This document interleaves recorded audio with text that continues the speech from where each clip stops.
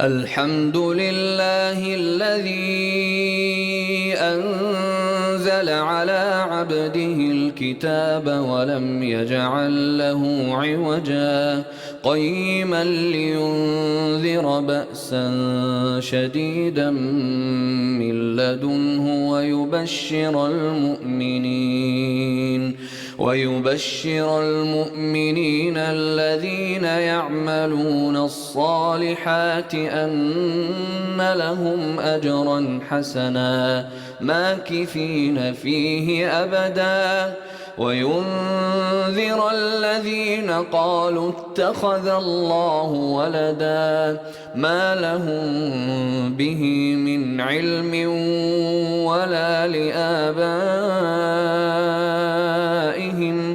كبرت كلمة تخرج من أفواههم إن يقولون إلا كذبا فلعلك باخع نفسك على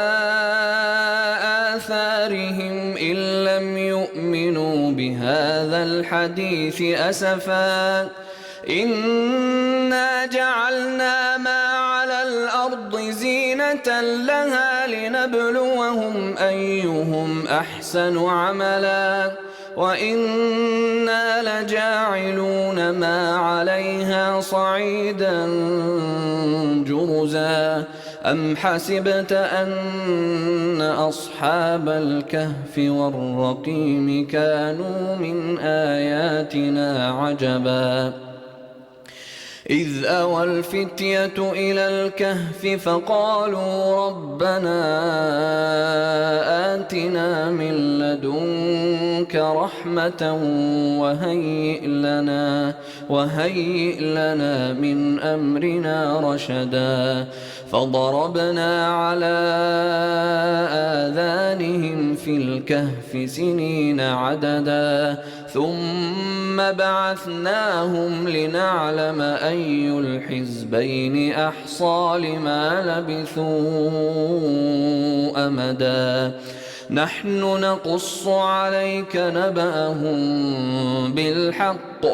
إنهم فتية آمنوا بربهم وزدناهم هدى وربطنا على قلوبهم إذ قاموا فقالوا ربنا رب السماوات والأرض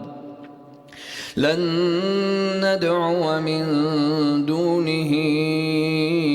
إلها لقد قلنا إذا شططا هؤلاء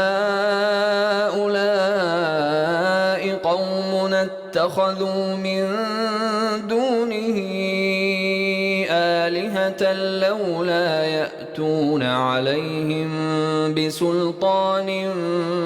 بين فمن أظلم ممن افترى على الله كذبا وإذ اعتزلتموهم وما يعبدون إلا الله فأووا إلى الكهف ينشر لكم ربكم من رحمته ويهيئ لكم من أمركم مرفقا وترى الشمس إذا طلعت تزاور عن كهفهم ذات اليمين وإذا غربت تقرضهم ذات الشمال وهم في فجوة منه ذلك من آيات الله من يهد الله فهو المهتد ومن يضلل فلن تجد له وليا مرشدا